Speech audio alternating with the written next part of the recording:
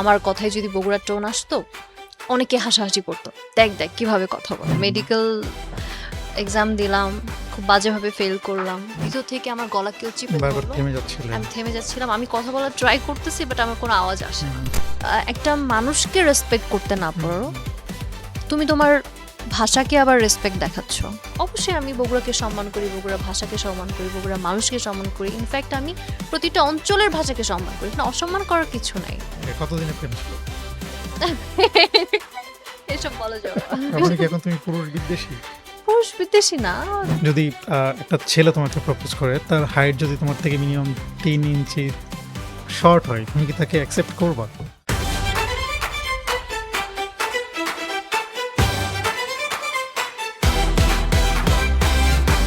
শাহজাহান তার প্রিয় মানুষ মুমতাজের জন্য তাজমহল করেছিলেন। আজ আমার সাথে যিনি আড্ডা দেওয়ার জন্য বসেছেন, তার নামের সাথেও তাজ শব্দটি রয়েছে। আমরা জানার চেষ্টা করব তার জন্য কোন শাহজাহান কি করলেন। আজ আমার সাথে আড্ডা দেওয়ার জন্য রয়েছেন এ প্রজন্মের জনপ্রিয় অভিনেত্রী সিতাস জেবিন। তার সাথে গল্প করব, আড্ডা দেব। জেবিন, তোমাকে স্বাগত। ধন্যবাদ। আমি তোমাকেই তুমি করেই বলছি, কারণ আমাদের যেহেতু এটা ক্যাজুয়াল শো, খুব একটা ফর্মাল না। জি। আমরা যেহেতু সবসময় তুমি করেই বলি, সো হুম, সেটাই অফ কন্টিনিউ কোর্স। করতে চাই। ব্যস্ততা কেমন? কেমন আছো? সব মিলিয়ে কেমন যাচ্ছে তোমার দিনকাল? ভালো যাচ্ছে। আজকের দিনটা অনেক ব্যস্ততার মধ্যে গেল। সকাল থেকে আমি, এটা মনে হয় আমার ৪ নাম্বার কাজ। তো আসলেই অনেক ব্যস্ত। মানে খুব ব্যস্ত সময় পার করছে এই প্রজন্মের হয় না, অভিনেত্রী। হ্যাঁ, মানে হয় না যে আপনার ২ দিন ৩ দিন কাজ নাই, বাসায় রিল্যাক্সে, বাট যেদিন কাজ একসাথে তুমি অনেকগুলা মাসে কাজ। কয়দিন কাজ করো? মানে কাছাকাছি একটা অ্যামাউন্ট? আমার ১০-১৫ দিন। মাসে? হ্যাঁ, আর ১৫ দিন মিনিমাম কাজ বাকি থাকে। সময়টা? বাকি সময় হচ্ছে মি টাইম। কি করো? ওই শপিং, সময়টাতে কি ঘোরাঘুরি, করো? রিল্যাক্স। আমার তোমার তো বাসায় অনেক পেটস আছে, ওদেরকে টাইম দেই। তোমার তো গ্র্যাজুয়েশন শেষ। হ্যাঁ। আ যেহেতু ফুল টাইম অভিনয় করছো, হু, হু। তো বাকি সময় তো নিশ্চয়ই বাসায়ই থাকা হয়। হ্যাঁ। ওকে। থাকে না যে অনেকেই আবার অভিনয়ের পাশাপাশি চাকরিরও চিন্তাভাবনা করে। যেহেতু তুমি একটা খুব ভালো বিশ্ববিদ্যালয় থেকে পড়েছো, হু, হু। ভালো একটা সাবজেক্টে পড়ছো। তো তোমার কখনো মনে হয়নি যে একটু চাকরি-বাকরি করা দরকার, একটা অভিজ্ঞতা নেওয়া দরকার? এখন বাংলা ভিশন যদি আমাকে কোনো সুযোগ দেয়, ১৫ মানে দিন, ওয়াই বাংলা ভীষণ? না ১৫ দিন বাইরে কাজ করে বাকি ১৫ দিন আমি বাংলা ভিশনে জব করতে চাই। আমি অ্যাপ্লিকেশন দিয়ে যাব। যদি অ্যাপ্রুভ হয় আমাকে শোনো, জানাবেন। অনেকেই কিন্তু চাকরির পাশাপাশি অভিনয় করে, তুমি জানো? হ্যাঁ, করে।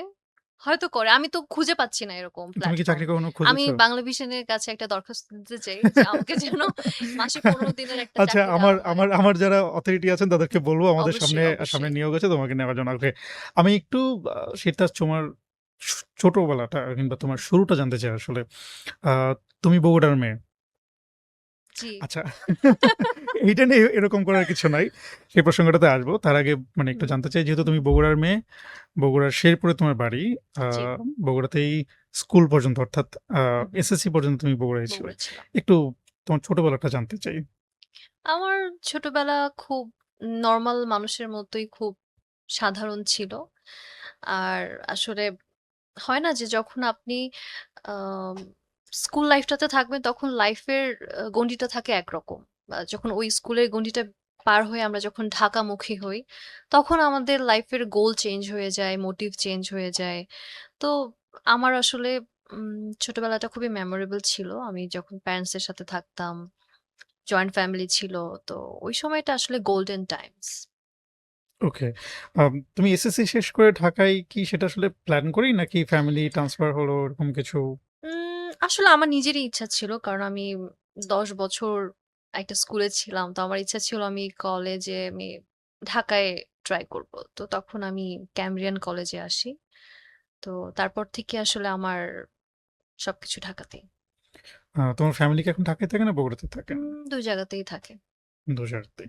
হুম। তোমার এই অভিনয় করার ইচ্ছেটা কিংবা অভিনেত্রী হওয়ার ইচ্ছেটা কি ঢাকায় আসার পরে না বগুড়া থাকতেই? honestly স্পিকিং কখনোই এরকম ইচ্ছা ছিল না। আমার তো ইচ্ছা ছিল মানে ডক্টর হব। তো হুম, হুম। মেডিকেল এক্সাম দিলাম। খুব বাজেভাবে ফেল করলাম। তো তারপরে তো ওই স্বপ্নটা আসলে হুম, হুম। শেষ। এরপর চাকরি করার কখনো ইচ্ছা ছিল না। বাট আমি somehow হয় না যে আপনার কোনো অনেক কিছুর প্ল্যান থাকে না। অনেকে দেখা যায় যে আ ইঞ্জিনিয়ারিং পাশ করে মার্কেটিং এ জব করছে। বা অনেকে আছে ডক্টর বাট অ্যাক্টিং করছে। হুম, এরকম হয়। হুম। তো আমারও কাইন্ড অফ এমনই হয়েছে আসলে। এই মানে ইনভলভমেন্টটা অভিনয়টা আসলে কিভাবে মানে শুরু হলো তোমার? মানে ১ম দিন কিভাবে অফার আসলো? তোমার কেন মনে হলো অভিনয় করা উচিত? বা ১ম দিন ক্যামেরার সামনে দাঁড়ালে সেই অভিজ্ঞতা কেমন ছিল? আচ্ছা ১ম ক্যামেরার সামনে দাঁড়ানো আমার কলেজেরই একটা টিভিসি দিয়ে। টিভিসিটা করেছিল সাইব বাপ্পি ভাই। আমি খুবই গ্রেটফুল। এখনো মাঝে, মাঝে কথা হয় ভাইয়ার সাথে যে আ আমি আর আমার বাবা ক্যাম্পাসে ঢুকছিলাম এমন সময় বাপ্পি ভাইয়ের সাথে দেখা। তো বাপ্পি ভাই টিভিসিটা আমাকে দিয়ে করাতে চাচ্ছিল। তো আমাদেরকে ডাকা হলো। আমি ইন্টারেস্টেড কিনা জানা হলো। তো প্রথমত এত চিন্তা ভাবনা না করে আমি আর বাবা মিলে বলি, "ওকে।" কলেজের কলেজেরই একটা কাজ, হ্যাঁ। ইনভলভমেন্ট আমরা করতেই পারি। তো ওইটা যে আসলে আমিই মেইন কাস্ট, আমাকে দিয়েই সবকিছু করা হবে এরকম কোনো মানে চিন্তাভাবনা তোমাকে বলা আমি হয়নি। বুঝিনি। হ্যাঁ। হুম, হুম। তো ১ম বার এতগুলো ক্যামেরার সামনে আমি তো লিটারেলি একদম শেক করতেছিলাম। বাট পরে সবাই মিলে আসলে এত মানে সুন্দরভাবে আমাকে হেল্প করা হয় যে আমি সামহাউ করে ফেলি। ওইটাই আমার ১ম ক্যামেরার সামনে। বাট ওই মানে এক্সপেরিয়েন্সটা ছিল ডিফারেন্ট। ক্যামেরা, এত মানুষ, সবাই আমার দিকে তাকানো। এই যে ভয়টা, তখন আমি নরমাল একটা ওয়ার্ডও বলতে যাচ্ছিলাম। আমার মনে হচ্ছিল যে ভিতর থেকে আমার গলা কেউ চিপে বারবার ধরলো। থেমে যাচ্ছিলেন। আমি থেমে যাচ্ছিলাম। আমি কথা বলার ট্রাই করতেছি বাট আমার কোনো আওয়াজ আসে হুম, না। হুম, হুম। তো এটাই আমার ১ম এক্সপেরিয়েন্স ছিল। এরপরে যেগুলো আসলে ছোট, ছোট ভাবে ইনভলভ হওয়া, ফাইনালি তো আমি জাকারিয়া শৌখিন ভাইয়ের একটা নাটকের চরিত্র দিয়ে আসলে আসি। তারপর থেকে আরকি কন্টিনিউয়াসলি কাজ করে আসছি। তো তো এটাই। এই কলেজে সেই টিভিসিটা করার পরে তোমার মানে কেন মনে হলো যে না তোমার অভিনয় করা উচিত? তখন তো আমি ভয় পেয়ে গেছি যে একবার যখন এত কাঁপাকাঁপি, এত ভয় আমি করলাম, আমার আমার মনে হয় যে 2nd ডে তে যদি আবার শুট করতো আমার জ্বর চলে আসছে। আমি তো কথাই বলতে পারতেছি না। মানে এটা অন্যরকম একটা ভয়। কারণ আমি ওকে। আগে থেকে আমি পাবলিক স্পিকিং এ খুব খারাপ ছিলাম। আমি স্কুলে দাঁড়িয়ে যে কোনো আ প প কোনো কিছু কোয়েশ্চেন করলে আমি যেটার আনসার করব আমার তখনই মনে হতো সবাই আমার দিকে তাকানো আমি বলতে পারব না।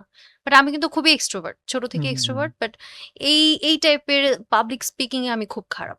তো বুঝতে সেখান পেরেছি। থেকে আসলে ক্যামেরার সামনে দাঁড়ানো, এই ভয়, এই মানুষজনকে ফেস করা এটা আমার কাছে মানে মনে হতো যে নাইটমেয়ার।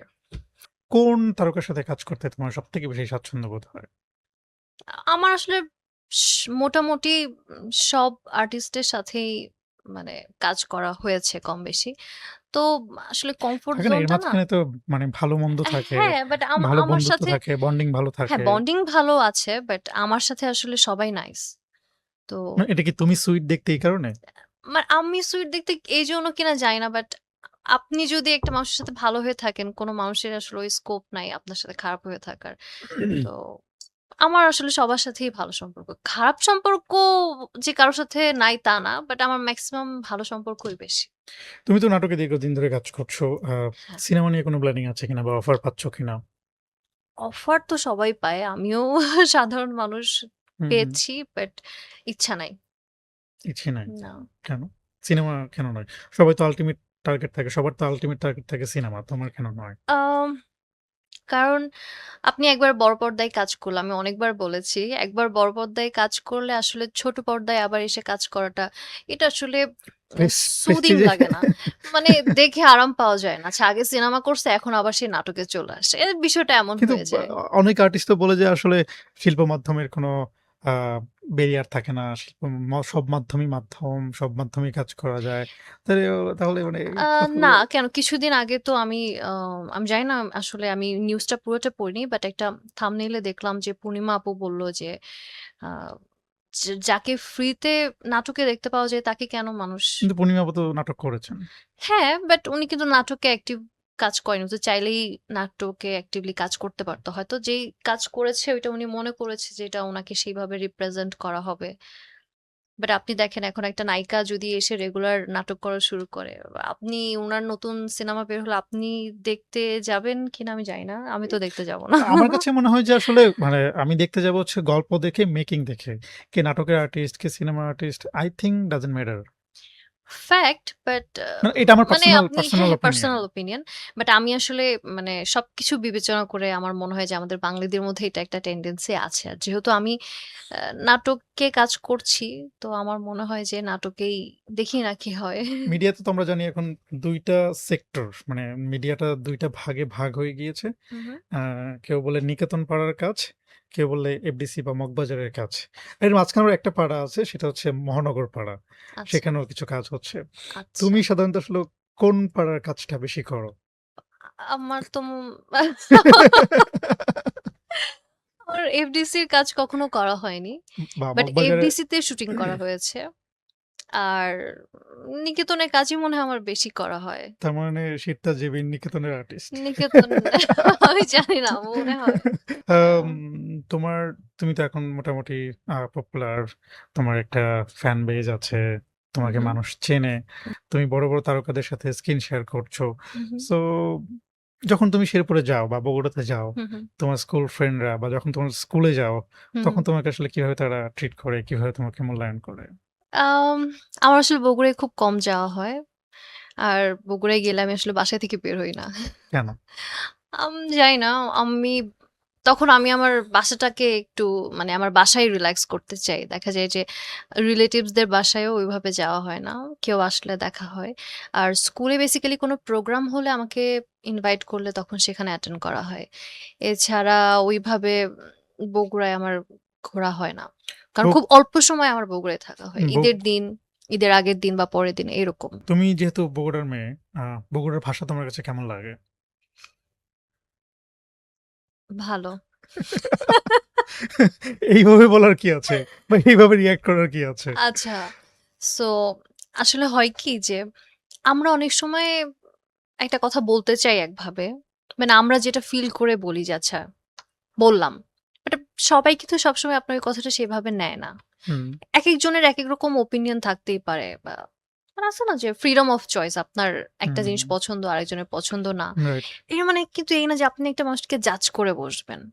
আচ্ছা তো বিষয়টা কি আমাকে একটু বলো তো আসলে বগুড়ার ভাষা নিয়ে তোমার সাথে এই শব্দটা বা ভাষা এই নিয়ে ব্যাপারটা আসলে নিয়ে কি হয়েছে একটু বলো তো? রিসেন্টলি যেটা হলো যে আমি একটা চ্যানেলের ইন্টারভিউতে গিয়ে আমাকে কোয়েশ্চেন করা হয় যে বগুড়ার ভাষায় কিছু বলতে। তো হুম, আমি বলি অ্যান্ড আমি জাস্ট ফাইনালি এটা বলার চেষ্টা করি বুঝানোর যে আমাদের আসলে আঞ্চলিক কিছু শব্দ থাকে যেটার সাথে আপনার শুদ্ধ বাংলার কিছু শব্দের মিল থাকে না। হুম, হ্যাঁ? হুম, তো ওইটা কিন্তু আপনি সবাইকে বুঝাতে পারবেন না। আমি যদি পুরোপুরি আমার অঞ্চলের ভাষায় কথা বলি, আপনি কিন্তু অন্য অঞ্চলের মানুষ বুঝতে পারবেন না। তো হুম, ভাষা জিনিসটা কি যে আপনার এটা আন্ডারস্ট্যান্ডেবল হতে হবে বা আপনি একটা মানুষের সাথে কমিউনিকেট করবেন, ওই মানুষটা আসলে বুঝলো কিনা এই দিকটা হুম। তো আপনাকে দেখতে হবে। তো সেই দিক থেকে আমি বলেছিলাম যে আমার আসলে খুব কঠিন লাগে। আর বুঝাতেও কষ্ট হয়। তো আমার এইজন্য ভালো লাগে না। এটা আমি বলেছিলাম। ট্রু। বাট এই জিনিসটা আসলে আমাদের বগুড়ার মানুষ, কিছু, কিছু মানুষ খুব নেগেটিভলি নেয় এবং লিটারেলি তারা আমার প্রতিটা পোস্টে কমেন্টে। স্ল্যাং, গালাগালি, আজে-বাজে কমেন্ট এবং আপনি খুবই সারপ্রাইজড হবেন যে মেক্সিমাম মেয়ে একটা মেয়ে আরেকটা মেয়েকে যেভাবে বুলি করল, আমি না অনেকের প্রোফাইল গিয়ে দেখলাম যে আচ্ছা প্রোফাইলে লিখা লা ইলাহা ইল্লাল্লাহু মুহাম্মাদুর রাসূলুল্লাহ। মানে হাদিস লিখা, অনেক কিছু লিখা। সেই মহিলা এত বাজে একটা ওয়ার্ড ইউস করে আমাকে গালি দিল, আমি অবাক হয়ে গেলাম। কিন্তু সেটা তো ফেক আইডিও হতে পারে। ফেক আইডি হতে পারে বাট তুমি যেখানে ইসলাম প্র্যাকটিস করতেছো, হুম, ইসলামে তো বলে নাই যে কেউ কাউকে গিয়ে গালি দিয়ে আসো, কাউকে হুম, গিয়ে রাইট, বুলি করে আসো। রাইট। তুমি যদি একটা মানুষকে রেসপেক্ট করতে না হুম, পারো, হুম, তুমি তোমার ভাষাকে আবার রেসপেক্ট দেখাচ্ছ। হ্যাঁ? তাও আবার তোমার আঞ্চলিক ভাষাকে নিয়ে তুমি রেসপেক্ট দেখাচ্ছ। বাট সেই অঞ্চলের একটা মেয়েকে তুমি অসম্মান করতেছ। তো এটা কি আসলে রিলেটেবল হয়? একটা মানুষ ভালো হলে তো সব দিক দিয়েই আচরণগত দিক থেকে তার ভালো হওয়া উচিত। একজন মানুষের পছন্দ অপছন্দকে সম্মান করা উচিত। বিকজ আমার কিন্তু একটা আলাদা এক্সপ্লেনেশন হুম, আছে। হুম, কি হয় যখন আমরা ১ম ঢাকায় যখন আসলাম, যখন দেখলাম বিভিন্ন অঞ্চলের মানুষ কত সুন্দর করে কথা বলে। বাট আমার দেখা যায় যে কিছু, কিছু কথায় বগুড়ার টোন আসে। আমাকে নিয়ে অনেকে হাসাহাসি করছে। মানে এটা খুবই হুম, স্বাভাবিক, হুম, হ্যাঁ? কারণ তারা তো used to না। তো তখন আমি আসলে আমি কিন্তু খুব ওয়ার্কআউট করি। মানে সুন্দর করে যে কথা বলে আমি তাকে ফলো করি। কিভাবে কথা বলল, কিভাবে এক্সপ্রেস করতেছে, কথা বলার সময় হাত কিভাবে মুভমেন্ট করতেছে, আমি কিন্তু খুব ফলো করি। হুম, যে জিনিসটা আমাকে অ্যাট্রাক্ট করতেছে, একটা সুন্দর জিনিস, আমি কিন্তু এটা প্র্যাকটিস করার ট্রাই করি নিজের মধ্যে নেওয়ার। তো দেখতাম যে আমার ফ্রেন্ডরাও আমি যখন বলতাম তখন আমাকে বলত, "এই সুন্দর করে কথা বল।" তার মানে কি? তার মানে একটা মানুষ কি চায়? পরিষ্কার, শুদ্ধ, সুন্দর ভাষায় কথা বলা। মানে এই ভাষাটাই তো আমার হুম। মাতৃভাষা, তাই না? সবাই যে বলল যে নিজের ভাষাকে সম্মান করতে পারো না। আমি তো বাংলায় কথা বলি। আমি সবসময় অনেক পরিপাটি হয়ে শুদ্ধ বাংলায় কথা বলার চেষ্টা করি। আমার মনে হয় যে একটা মানুষ কতটুকু রেসপেক্ট থাকলে এভাবে কথা বলে বা এর থেকে ভালো কি করতে পারে আমার জানা নাই।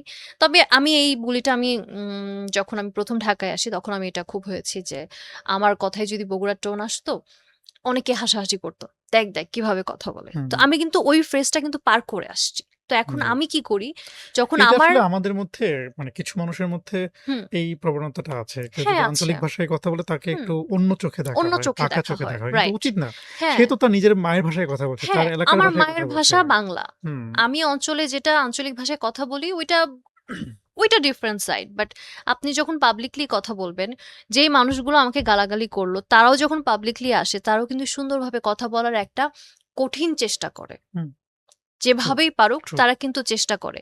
যখন সে পাবলিকলি কথা বলবে তখন কিন্তু সে কোনোভাবেই মানে তারা তো শুধু তারা না, তাদের বাবা-মা যদি কখনো পাবলিকলি তাদের ফ্রেন্ডস বা কলিগস দের সাথে কথা বলতে আসে, তারা কিন্তু বাসা থেকে বুঝায়-টুঝায় নিয়ে আসে, "শোনো সুন্দর করে কথা বলবা।" হুম, এটা আপনি পার্সোনালি ফেস করেছেন কিনা জানি না। এটা কিন্তু আমার মনে হয় কম বেশি সবাই ফেস সবাই করে, করে। টুকটাক সবাই করে। তো সেইখান থেকে একটা কথা বলা, বাট এটাকে মানুষ যে এত নেগেটিভলি নিবে, আমি আমার পছন্দ, অপছন্দ বা আমি আমার লজিকের জায়গা থেকে আমি একটা স্টেটমেন্ট দিয়েছি। কিন্তু মানুষ এতভাবে নিয়েছে ভাইয়া এমনও অনেক মানুষ বলছে যে, "বগুড়ায় আমাকে যেন ঢুকতে দেওয়া না হয়। বগুড়া থেকে ওকে ব্যান্ড করে দাও। বগুড়ায় আসলে ওর চুল কেটে দাও।" আরো যে কি বলছে আমি প্রতিটা কমেন্টস দেখেছি, স্ক্রিনশটস নিয়েছি যে আসলে আমার আসলে শেখার অনেক কিছু আছে। হ্যাঁ? তো আমি এটাই বলি যে আমাকে যদি কারো শেখানোর কিছু থাকে, অনেকে দেখলাম এটা রিশেয়ার করেছে। হুম, অনেকে রিশেয়ার করে অনেক বাজে, বাজে ক্যাপশন ইউজ করল। তো আমার পরিচিতদের মধ্যেও অনেকে এটা করেছে। আমি যখন পার্সোনালি তাদেরকে কল করলাম যে, "আপনি এই কাজটা কেন করলেন? আমি তো ভুল কিছু বলিনি বা অসম্মান করার মতো কিছু বলিনি।" অবশ্যই আমি বগুড়াকে সম্মান করি, বগুড়ার ভাষাকে সম্মান করি, বগুড়ার মানুষকে সম্মান করি। ইনফেক্ট আমি প্রতিটা অঞ্চলের ভাষাকে সম্মান করি। এখানে অসম্মান করার কিছু নাই। যেটা আমার মনে হয়েছে আমি জাস্ট সেই ফ্যাক্টটা ক্লিয়ার হুম, করেছি। হুম, তো সেই জায়গা থেকে একটা মানুষ একটা মেয়ের পোস্ট নিয়ে সেটাকে শেয়ার করে তার মতো করে ক্যাপশন বানালো। মানে যা তা কথাবার্তা। তো আমি কিন্তু one by one হুম, হুম, করে হুম। ট্রাই করেছি জানার যে আসলে প্রবলেমটা কই হইছে। তখন তারা বলছে, "ও আচ্ছা আমি তো বুঝি নাই এটা তুমি। আচ্ছা দাঁড়াও আমি এটা রিমুভ করছি।" আমি বলছি, "না আমি রিমুভ করার জন্য কল করিনি।" আমি বলছি যে, "আপনি যেটা করলেন এটা কতটা লজিক্যাল। আপনি আপনার এলাকার মেয়েকে রেসপেক্ট করতে পারলেন না। একটা গালি দিয়ে আপনি একটা পোস্ট হুম, দিলেন। হুম, আবার আপনি ভাষাকে সম্মান দেখাচ্ছেন। এই ভাষা তো আপনি টাচ করতে পারতেছেন না, কিছু করতে পারতেছেন না বা একটা মেয়েকে তো আপনি রেসপেক্ট করতে পারতেছেন। এটা এমন একটা ফিলিং ঠিক আছে আপনি আঘাত পেতেই পারেন। হুম, সেটা আপনি আমাকে শেখার মতো করে শেখান যে, "দেখো বগুড়ার মেয়ে হিসেবে তোমার এটা বলা উচিত না। তুমি এটা করবা।" হুম। আপনি দেখেন আমি শিখি কিনা। ওকে। হ্যাঁ? বাট আপনি তো এটা করতেছেন না। আপনি আমাকে গালাগালি করতেছেন। আপনি আজে-বাজে কথা ছোট বলতেছেন। করার চেষ্টা ছোট করেন। করার চেষ্টা করতেছেন। আপনি আমাকে অসম্মান করতেছেন। আপনি যা তা কথা বলতেছেন। এটা ওকে। কিন্তু আপনি পারেন না। আ যারা এই কাজটা করেছে তাদের উদ্দেশ্যে আসলে তোমার মানে কি বলার আছে? আমার বলো। কথা যে মানুষ হয়ে জন্ম নেওয়াটাই আসলে ইনাফ না। মানুষের ভিতরে একটা মনুষ্যত্ব থাকা উচিত। মিনিমাম লেভেলের রেসপেক্টটা আসলে দেখানো উচিত। সেটা একটা মেয়ে হোক, একটা মানুষ হোক। হুম, হুম, প্রতিটা মানুষের একটা পার্সোনাল ওপিনিয়ন থাকে। এই ওপিনিয়নকে রেসপেক্ট করতে হবে। আপনার মতের সাথে আমার মতের মিল নাই হতে পারে। আপনার লজিকের সাথে আমার লজিক নাই মিলতে পারে। আমি কিন্তু আপনাকে জাজ করতে পারব না। বা এটার জন্য আমি বলতে পারব না যে আপনি মানুষ ভালো না, আপনি খারাপ, আপনি কলঙ্ক। এগুলো কিন্তু আমি বলতে পারব না। হুম, এটা রাইট, কিন্তু মানুষের শিখতে হবে। রাইট। ওকে, আমরা অনেক ভারী, ভারী কথা বলব। একটু হালকা হওয়ার চেষ্টা করি সিউর। আমরা। আম সিতার জেবিনের বলব? হুম, সিউর? হ্যাঁ, সঠিক প্লিজ। উত্তর দিবা তো? হ্যাঁ, হ্যাঁ, সিউর? হ্যাঁ, ওকে। ওকে। হ্যাঁ। এই মুহূর্তে তোমার রিলেশনশিপ স্ট্যাটাস কি? Single or mingle? আচ্ছা। So single. হুম। না, এটার মধ্যে একটু রহস্যের গন্ধ পাওয়া যাচ্ছে কিন্তু। না সিঙ্গেল। হ্যাঁ, ওকে, সিঙ্গেল। কিন্তু এত শোনেন নায়িকারা সবসময় সিঙ্গেল থাকে। এটা এটা এটার আপনাকে কারণ কি আসলে? নায়িকারা সিঙ্গেল থাকে। মানে কেন? থাকে। মানে থাকে না, রিজন তো থাকতে হবে নাকি? রিজন এটাই যে নায়িকারা সিঙ্গেল থাকে। যেন আ কোন নায়কের সাথে ইন্টিমেট সিন করতে গেলে বা রোমান্টিক সিন করতে না। গেলে হচ্ছে বয়ফ্রেন্ড কোন ধরনের প্যারা না দেয়, রাইট? না, বয়ফ্রেন্ডদের আসলে বয়ফ্রেন্ড তো ধরেন জন্মের পর থেকেই হয় না মানুষের। আমার কারেন্ট স্ট্যাটাস অর আমি কি অবস্থায় আছি এটা দেখেই হয়তোবা আমার লাইফ হুম, এ কেউ আসবে বা এসেছিল বা আসছে। আচ্ছা। তো সে কিন্তু জানে আমি কি করি। সো আমার এই কাজটাকে তার রেসপেক্ট করেই থাকতে হবে। হুম, হুম। এইটাকে রেসপেক্ট করেই তার বাকি লাইফ। লাস্ট কবে প্রেম করেছিলে? আম ১ বছর আগে। ১ বছর হয়ে হুম, গিয়েছে? হুম। ওকে। কতদিনের প্রেম ছিল? এসব বলা যাবে না। বেশি দিন না, অল্প দিনের। আচ্ছা। কয়টা প্রেম করেছো এই পর্যন্ত? না আমি একটাই। একটা প্রেম সারা হুম, জীবনে? হুম। মানে এত সুন্দরী একটা মেয়ে, সে তো নিশ্চয়ই প্রত্যেকদিন প্রেমের প্রপোজাল পায়, না, রাইট? না, না। হ্যাঁ, প্রপোজাল পাওয়া একটা জিনিস আর না, অ্যাকসেপ্ট আমি করা বলছি একটা যে জিনিস। পায়। হুম। তো মানে এত মানুষের ভিড়ে কাউকে মানে এই একজন ছাড়া কাউকে মনে হলো না বা পছন্দ হলো না? না ও একজনই মানে হয় না যে আপনি আম একজন মানুষকে দিয়ে আমরা অনেক সময় অনেক মানুষকে জাজ করে ফেলি। তো ঐরকম আমিও হয়তোবা জাজ করে ফেলছি। এইজন্য একজন মানুষই আমার মনে হইছে যে এনাফ বাবারে বাবা! তার মানে কি এখন তুমি পুরুষ বিদ্বেষী? পুরুষ বিদ্বেষী না। দেখি এখনো শিখতেছি যে ভালো মানুষ যদি আসে হুম। বা যদি মনে হয় যে এই মানুষটা আসলে ভালো তার সাথে বাকি লাইফ থাকা যাবে। তোমার কাছে মানে ভালো পুরুষের ডেফিনিশন কি আসলে? আমার একান্তই ব্যক্তিগত। সেটা হু, হচ্ছে হু। একটা পুরুষ যত খারাপই হোক, যত কিছুই করে আসুক, যখন সে একটা কমিটমেন্ট এ থাকবে, তখন তার বাকি সবকিছু ভুলে যেতে হবে। হুম? তো তাকে সৎ হতে হবে, তাকে সত্যবাদী হতে হবে, তাকে এক মানুষে আসক্ত হতে হবে, হুম, হুম। তার সময় একটা মানুষের জন্যই থাকতে হবে।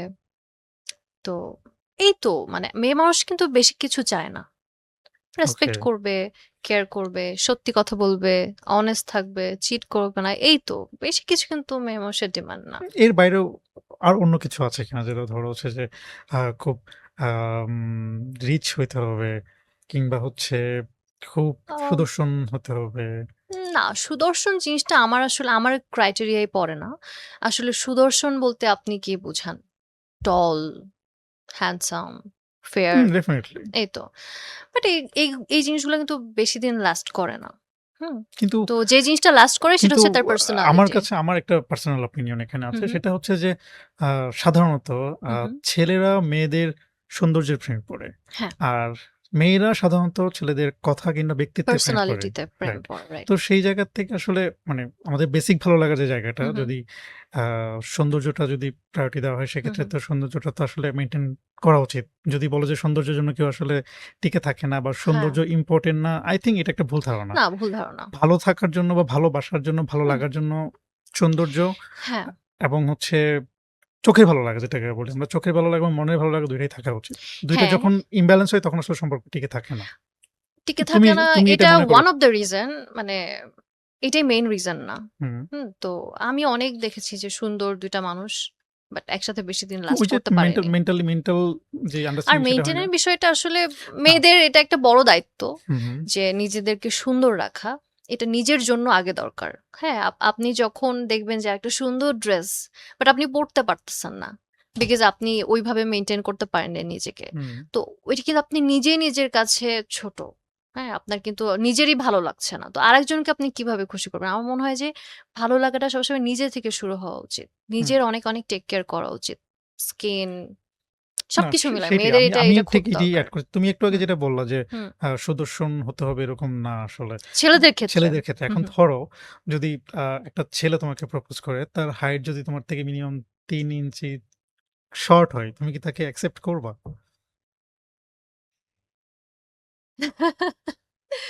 হ্যাঁ, কেন করব না? কেন না? সিউর? হ্যাঁ, হ্যাঁ। ওকে। ঠিক আছে। আমি দর্শকদের উদ্দেশ্যে বলতে চাই যারা আ সিত্তাজকে পছন্দ করেন, যারা তাকে প্রপোজ করতে দেন, সমস্যা নাই। শর্ট হলে সমস্যা নেই। আপনারা হ্যাঁ, এপ্লাই আপনারা এমন ভাববেন না যে শর্ট হলে আপনারা ডিসকোয়ালিফাইড। আপনাদের এখনো সুযোগ আছে না? আচ্ছা, তাহলে সার্টিফিকেট দিয়ে দিচ্ছি। আর পিস-আপ কোন ব্যক্তিগত প্রশ্ন না। কেন হ্যাঁ। না? অলরেডি অনেক বলে না, ফেলছি। একটা বিষয় একটু জানতে চাই আসলে এটা ওকে। মানে অনেকেই বলে আসলে বিশেষ করে মিডিয়াতে স্টার্টিং টা অনেক স্ট্রাগল এর হয়। বিশেষ ও করে আচ্ছা। মেয়েদের হুম, ক্ষেত্রে। হুম, হুম, বিশেষ করে হুম। যদি আ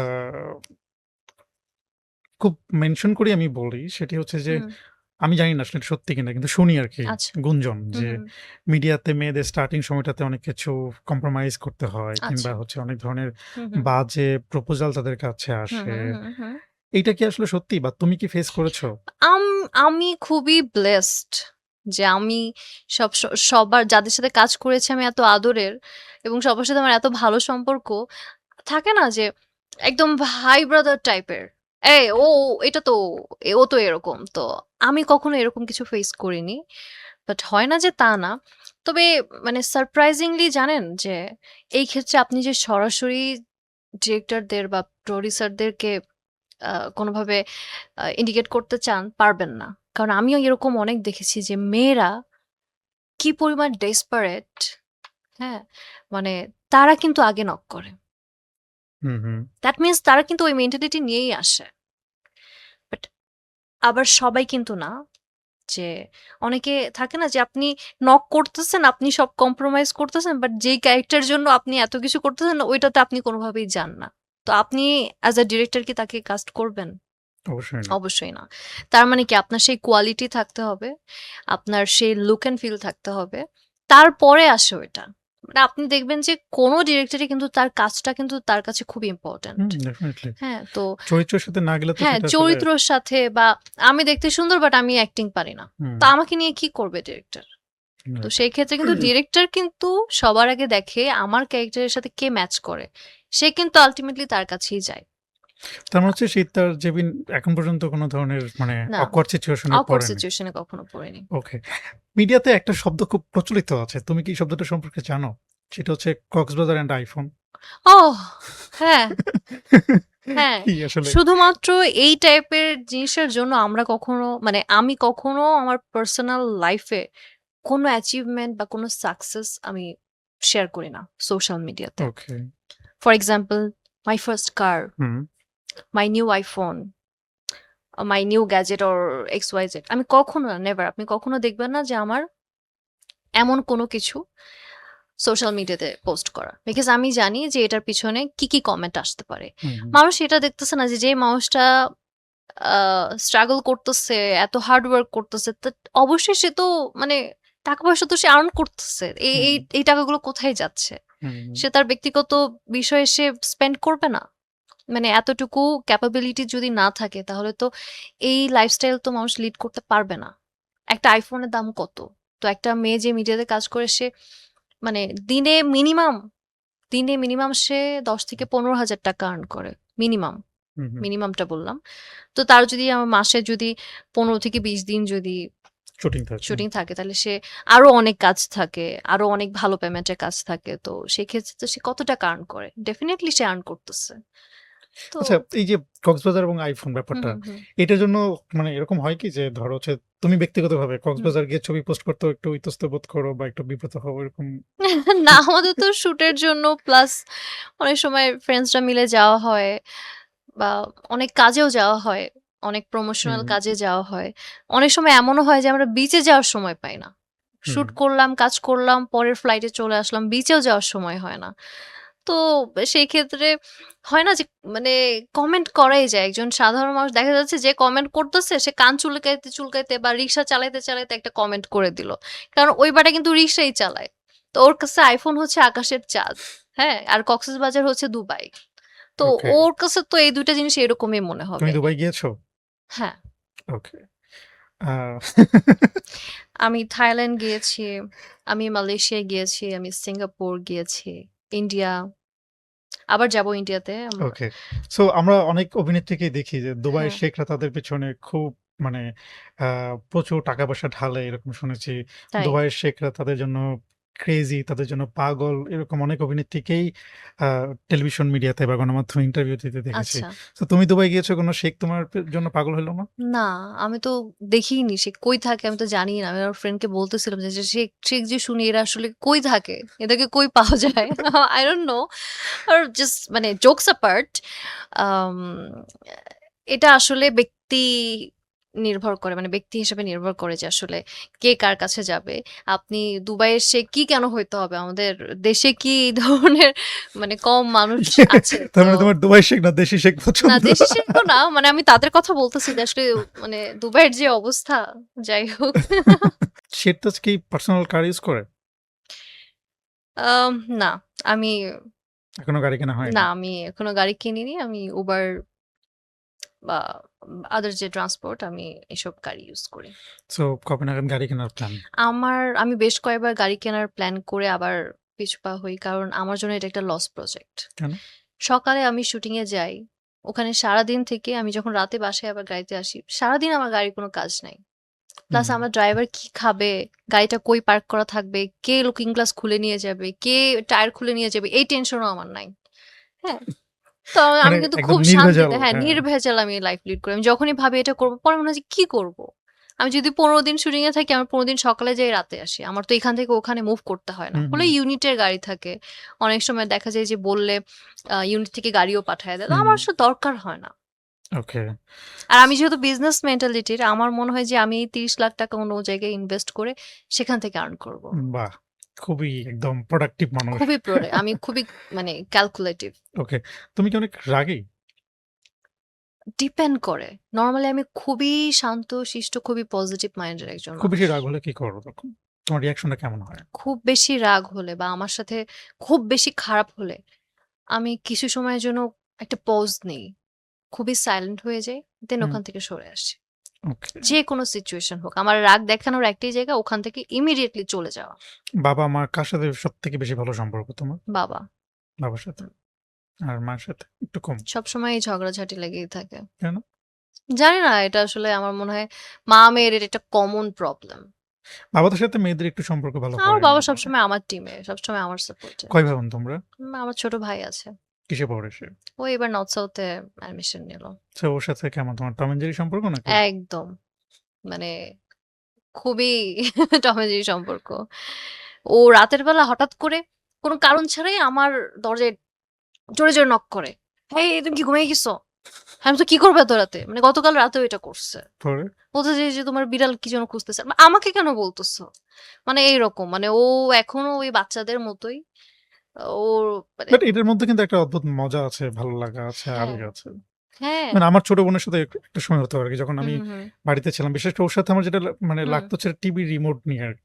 আচ্ছা। সো আমি দেখতে চাইতাম এক চ্যানেল, ও দেখতে হুম, চাইতো আরেক চ্যানেল। হুম, ও হুম। আমার থেকে অনেক ছোট। কিন্তু এমন হইছে যে টিভি রিমোট নিয়ে আমাদের মধ্যে মারামারি পর্যন্ত হ্যাঁ, হয়ে আমাদের গেছে। এটা হইছে। এরকম হইছে। মারামারি, রিমোট ভাঙাভাঙি সবই হইছে। এখন দেখা যায় যে কোন জায়গায় আমি যাচ্ছি বা ও পিছন থেকে এসে এখনো জোরে আওয়াজ করে ভয় দেখে। কারণ জানে যে আমি একটুতেই ভয় পাই। মানে ও যতটুকু জোরে না চিৎকার করে আবার আমার চিৎকারে ও ভয় পেয়ে যায়। মানে ওকে, এরকম অবস্থা। ওকে। আ তুমি যেহেতু অভিনেত্রী, আমরা হুম, জানি যে অভিনয় শিল্পীরা অনেক গুণে গুণান্বিত থাকে। আ হুম, তারা নাচতে পারে, তারা গাইতে হুম, পারে, তারা সুন্দর করে কথা বলতে পারে। হুম। তুমি কি গান করতে পারো? বা না, গান করো? না। আমি প্রচুর গান শুনি। কিন্তু গান গাইতে পারি না। ওকে। গানের গলা ভালো না। যদি ধরো এখন তোমাকে একটু বেসুরা গলায় গান গাইতে বলি, গাইতে পারবো? না, এই রিস্ক আমি নিবই না। এমনিতেই অনেক ট্রলের মধ্যে দিয়ে যাচ্ছে জীবন। আমরা অনুষ্ঠানের একদমই শেষের দিকে চলে আসছি। যাওয়ার আগে আমি তোমাকে কিছু দ্রুতগামী প্রশ্ন করতে চাই। আমি কয়েকজন মানুষের নাম বলব। তুমি তাদের ব্যাপারে তোমার ব্যক্তিগত বিশেষণগুলো তুমি দিবে। ওকে, ১ম এই শাকিব খান। সুপারস্টার। আর? না, এক কথায় না। ব্যাপারটা যে তো এক কথায় বলতে হবে এরকম না। তুমি তাকে নিয়ে তোমার ব্যক্তিগত অভিমত যেটা আছে সেটাই তুমি প্রকাশ করবে। আমি ছোটবেলা থেকে উনার মুভি দেখে বড় হইছি। ছোটবেলা থেকেই? হ্যাঁ, ছোটবেলা থেকে মানে আমার ২ টা ছোটবেলাতে তো মুভির নাম বলো তো দেখি। প্রিয়তমা প্রিয়তমা ছোটবেলার মুভি? না। আম মানে তুমি ছোটবেলায় শাকিব খানের কোন মুভিটা দেখেছো বলো? আমার ফোনটা কই? আম না, দাঁড়ান। নাম চাচ্চু, চাচ্চু ওকে। মুভি দেখছি। হুম, তারপরে কমেন্ট কোটি বক্সে। টাকার কাবিন। আচ্ছা, তারপরে উম ৳১ বউ। আচ্ছা। ৳১ বউ শাকিব খানের? আমি সিউর? জানি না। আ ওকে, পারছি তো ২ টা পারছি না? ওকে ঠিক এনাফ আছে, যাও হ্যাঁ। ছেড়ে দিলাম। আরিফিন শুভ। আম আরফিন শুভ ভাইয়া খুব ভালো অ্যাক্টিং করে। উনার হাইট খুব ভালো। আর রিসেন্টলি তো দেখলাম উনি মনে হয় বলিউডেও একটা কাজ হুম, করেছে। একটা ওয়েব ফিল্ম করেছে। Very talented. সিয়াম আহমেদ? শ্যাম ভাই তো a star, big star. Um খুবই ভালো মানুষ। আ উনার সাথে আমার কখনো কাজ হয়নি। বাট আমি আ চাই যে ফিউচারে উনার সাথে আমার কাজ হোক। সবাইকে নিয়ে খুব দেখি মানে ইতিবাচক কথা বলছো। নেতিবাচক পজিটিভ। আপনি যেসব মানুষের কথা বলতেছেন এদেরকে নিয়ে যদি আমি নেগেটিভ কথা বলি, আমি তো বগুড়া থেকে ব্যান্ড হইছি, এখন ঢাকা থেকে ব্যান্ড হয়ে যাবো। বাংলাদেশ ও থেকে আচ্ছা, তার ব্যান্ড মানে হয়ে ভয়ে যাবো। বলতেছো না? না মানে কথার কথা বললাম আরকি। ওকে। হুম। তৌসিফ। ভাইয়ের সাথে আমার কাজ হয়েছে। হুম, ভেরি মানে আ ফ্রেন্ডলি অ্যান্ড হেল্পফুল। ভালো। Hard working person. Joban? Jumon ভাই তো আমার ফেভারিট। আমি জুমন ভাইয়ের সাথে অনেক কাজ করেছি। আমি আরো কাজ করতে চাই। আজকেও আমার জুমন ভাইয়ের সাথে শুটিং। আম রিসেন্টলি ভাইয়া মেল ১ম আলোর অ্যাওয়ার্ড পেয়েছে। আমি খুবই হ্যাপি ভাইয়ার জন্য। আমি দোয়া করি ভাইয়া আরো ভালো করুক। Sheikh Hasina? Oh my god! কোথায় থেকে শেখ হাসিনা আসলো? No comments, no comments? No comments. Okay. যখন জুলাই আন্দোলন হচ্ছিল তখন কি তুমি রাস্তায় নেমেছিলে, আন্দোলন করেছিলে? হ্যাঁ, একটু, একটু তো করছিলাম। মাঝামাঝি থাকতে হবে। বুঝছেন? আমরা মিডিয়ার মানুষ, আমরা এদিকেও না ওইদিকে না, মাঝামাঝি। ওকে। সর্বশেষ যে পার্সনের নাম বলব, হুম, বর্তমান প্রধানমন্ত্রী, তোমার বগুড়ার মানুষ, জি, তারেক রহমান। জি। আচ্ছা, খুবই ভালো মানুষ, খুবই হার্ড ওয়ার্কিং। আর উনি আসলে যেরকম প্ল্যানে আগাচ্ছে আমি আসলে মানে খুবই আ কি বলবো? আ আমি খুবই আশাবাদী। আমাদের আম দেশের অনেক উন্নয়ন হবে ইনশাআল্লাহ সামনে। আর যেভাবে উনি কাজ করছে, আমি উনার কাছে একটা রিকোয়েস্ট রাখতে চাই, প্লিজ আমাদের বগুড়ায় একটা এয়ারপোর্ট করেন। একটা এয়ারপোর্ট দরকার। এটা ডিমান্ড করে। মানে তুমি যেহেতু খুব সহজে বাড়ি যেতে পারো, রাইট? আমি না শুধু মানে সব বগুড়াবাসীর জন্য এটা আসলে দরকার। আমি বগুড়াবাসীর হয়ে আমি বললাম যে, প্লিজ আমাদের একটা এয়ারপোর্ট খুব দরকার। ওকে। সিরতাজ জেবিন, আমরা অনুষ্ঠানের একদমই শেষ পর্যায়ে চলে এসেছি। তোমার যদি ব্যক্তিগতভাবে কিছু বলার থাকে তোমার অডিয়েন্সের উদ্দেশ্যে বলতে পারো। ওকে, ১ম এ আমি বাংলা ভিশনকে ধন্যবাদ জানাতে চাই। আমাকে আজকের অতিথি হিসেবে ইনভাইট করার জন্য। আর থ্যাংকস টু ইউ ভাইয়া আমাকে অনেক কথা বলার সুযোগ দেওয়ার জন্য। যেহেতু আমি রিসেন্ট টাইম এর বেশ কিছু ক্রাইসিস মোমেন্ট আমি শেয়ার করতে পেরেছি, যেটা আমার জন্য খুব দরকার ছিল। তো আমি অডিয়েন্সের উদ্দেশ্যে এটাই বলব যে আসলে মানুষ হয়ে জন্ম নেওয়াটা আ বড় ক্রেডিট না। আসলে আ মানুষকে মানুষের সম্মান করতে হবে। একটা মানুষ যদি তার ওপিনিয়ন শেয়ার করে সেই জায়গাটাকে রেসপেক্ট করতে হবে। কারণ একেকজনের লজিকের জায়গা একেক রকম। হুম। তো এটাই বলব যে আসলে এত দ্রুত মানুষকে জাজ করা উচিত না। এই ওকে, তোমাকে অসংখ্য ধন্যবাদ আজকে আমাদেরকে সময় দেওয়ার জন্য। Thank you. প্রিয় দর্শক, আমরা আড্ডা দিলাম সিরতাজ জেবিনের সাথে। তার জীবনের অনেক গল্প, তার জীবনের অনেক অজানা কথা আমরা জানার চেষ্টা করলাম। আপনাদের সাথে আবার দেখা হবে অন্য কোনো দিন, অন্য কোনো অতিথির সঙ্গে। ততক্ষণ পর্যন্ত ভালো থাকবেন, সুস্থ থাকবেন।